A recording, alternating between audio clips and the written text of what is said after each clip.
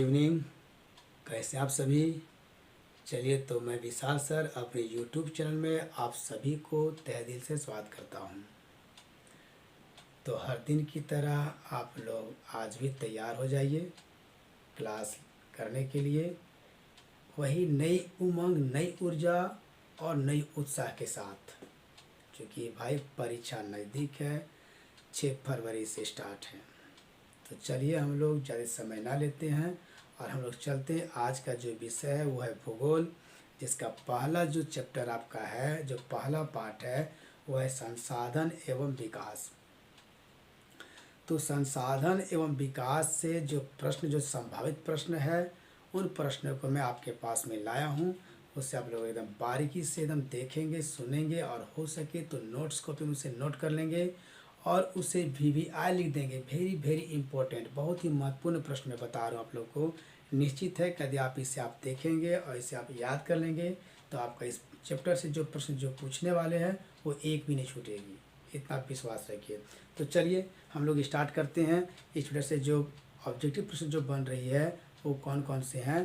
तो देखिए, पहला प्रश्न मैं बनाया हूँ। आज मैं प्रयास में क्या होगा, आप लोग को कुछ ऑप्शन भी मैं दिया हूँ ताकि आपको इसी पर प्रश्न पूछेगी।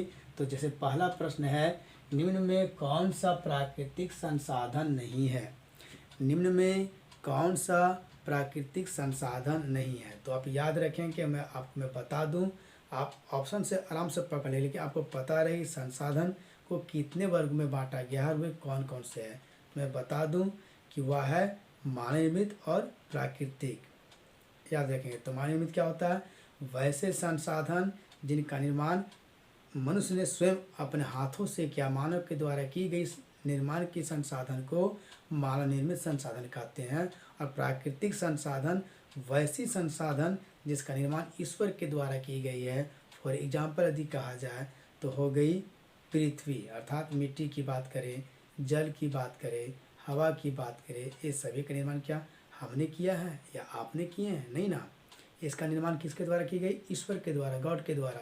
तो ये सभी क्या है, प्राकृतिक है। लेकिन जैसे इस पेन की बात करें, मार्कर की बात करें, या फिर इस घड़ी की बात करें, इस बोर्ड की बात करें, ये सारे क्या हैं, मानव निर्मित है। हम सभी के द्वारा, किन्हीं न किन्हीं व्यक्ति के द्वारा इसकी निर्माण की गई है। तो ये संसाधन क्या है, मानव निर्मित है। तो चलिए, हम पहला प्रश्न क्या किए हुए थे कि निम्न में कौन सा प्राकृतिक संसाधन नहीं है।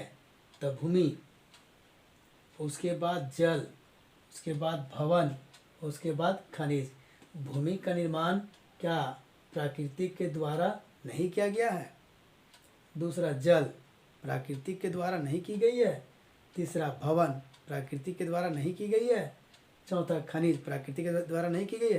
तो इसमें से भूमि, जल और खनिज, ये तीनों क्या है, प्राकृतिक संसाधन है। लेकिन भवन जो है वो प्राकृतिक संसाधन नहीं है, वो मानव निर्मित है। किसके द्वारा है, मानव निर्मित है। क्लियर हो गई।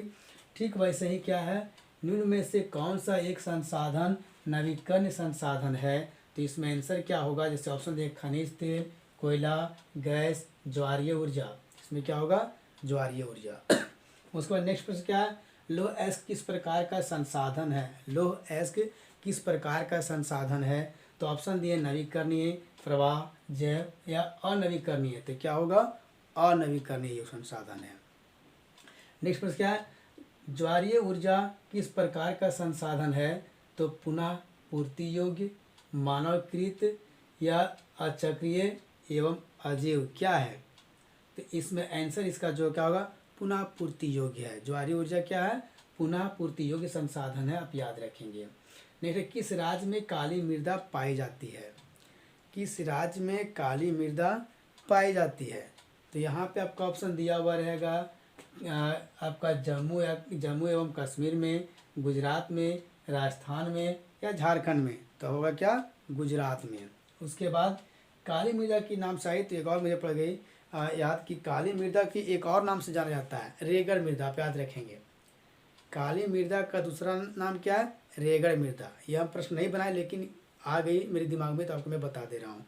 काली मृदा के एक और नाम क्या है, रेगड़ मृदा। तो दिया हुआ रहेगा, किस मृदा को रेगड़ मृदा के नाम से भी जाना जाता है। ऑप्शन में रहेगा, काली मृदा, लाल मृदा, लेटराइट मृदा, जलोढ़ मृदा, तो क्या होगा? काली मृदा। ठीक है, तो चलिए नेक्स्ट प्रश्न में चलते हैं। कपास उत्पादन के लिए कौन सी मृदा उपयुक्त होती है? कपास की उत्पादन जो होती है उसकी उत्पादन के लिए कौन सी मृदा सबसे बेहतर होती है, सबसे उपयुक्त होती है? ऑप्शन है जलोढ़ मृदा, काली मृदा, लाल मृदा, लेटराइट मृदा। कौन सी होगी? काली मृदा। उसके बाद कह रहा है कौन सी मृदा आमतौर पर रेतीली और लवणीय होती है? तो ऑप्शन है मरुस्थलीय, लेटराइट, वन, लाल या पीली मृदा। क्या होगा? मरुस्थलीय। कौन सी? मरुस्थलीय। उसके बाद है सड़कें और नहरें किस प्रकार की संसाधन है? सड़कें और नहरें जो है वो किस प्रकार की संसाधन है? तो राष्ट्रीय संसाधन है, व्यक्तिगत है, विकसित है, सामुदायिक है। इसमें क्या होगा? राष्ट्रीय।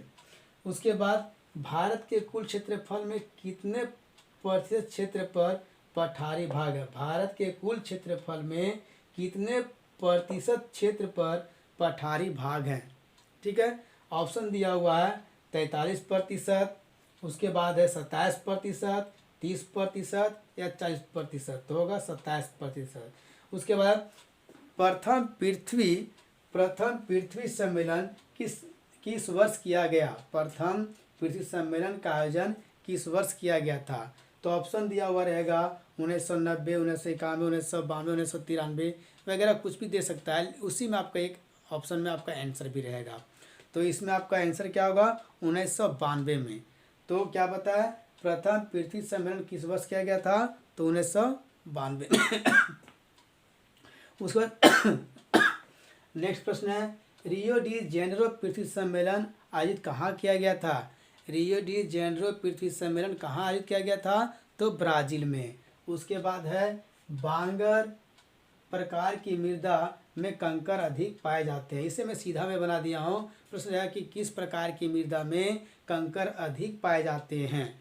किस प्रकार की मृदा में कंकर अधिक पाए जाते हैं? ऑप्शन में रहेगा लाल मृदा, काली मृदा, बांगर मृदा या फिर रहेगा खादर मृदा।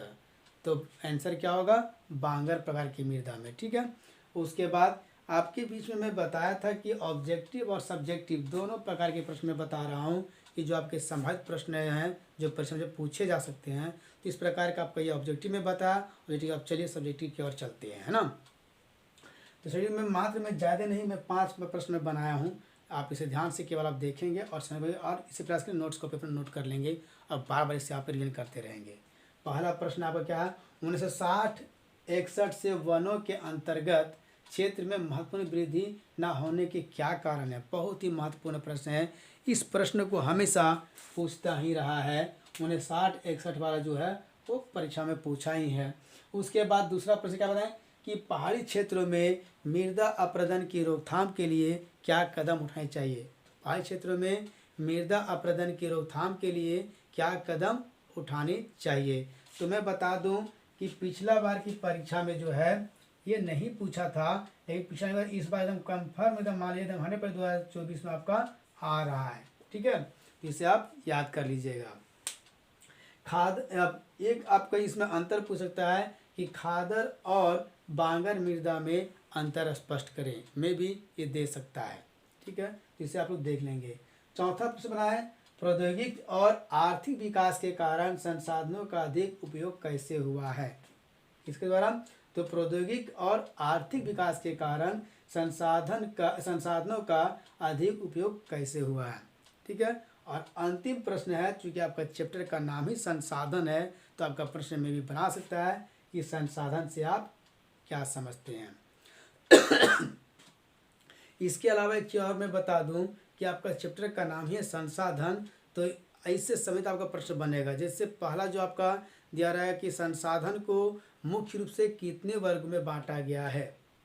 ठीक है, तो आप तो जान रहे हैं संसाधन को मुख्यतः 2 वर्गों में बांटा गया है, प्राकृतिक और मानव निर्मित। ठीक है, लेकिन आप इसमें देखेंगे संसाधन को जो बांटा गया है समाप्तता के आधार पर बांटा गया है, विकास के आधार पर बांटा गया है ना। ये इन्हीं में से घुमा करके आपको कोई प्रश्न दे सकता है कि समाप्तता के आधार पर संसाधन को कितने वर्ग में बांटा गया है, नवीकरणीय अनवीकरणीय संसाधन से आप क्या समझते हैं, नवीकरणीय संसाधन किसे कहते हैं, अनवीकरणीय संसाधन किसे कहते हैं, आप जैव अजैव संसाधन किसे कहते हैं, ये सभी किसी न रूप से आपके इस चैप्टर से प्रश्न पक्का रहेगा। तो संसाधन का जो आपका जो चैप्टर ये जो है काफ़ी महत्वपूर्ण है, इससे प्रश्न एकदम निश्चित पूछता है, इसलिए आप इसे जो आपको मैं बताया उसे आप गहन रूप से आप याद कर लेंगे, इसे मजाक नहीं समझेंगे। यदि आपको बेहतर करना है तो एक बार हमारे द्वारा जो यह जो बताया जा रहा है उसे आप निश्चित आप देखेंगे और अपने नोट्स में बारंबार रिवीजन करेंगे। और जब आप एग्ज़ाम देने के लिए जाएंगे, जब आप क्वेश्चन को देखेंगे और जब ये मेरे द्वारा बताए गए प्रश्न जब आपको वहाँ टच कर जाएगी तो आप मुस्कुराएंगे। तो चलिए फिर मिलते हैं एक नई उमंग, नई ऊर्जा और नई उत्साह के साथ एक नई वीडियो में, नई क्लास में। तब तक के लिए आप सभी को धन्यवाद। जय हिंद, जय भारत।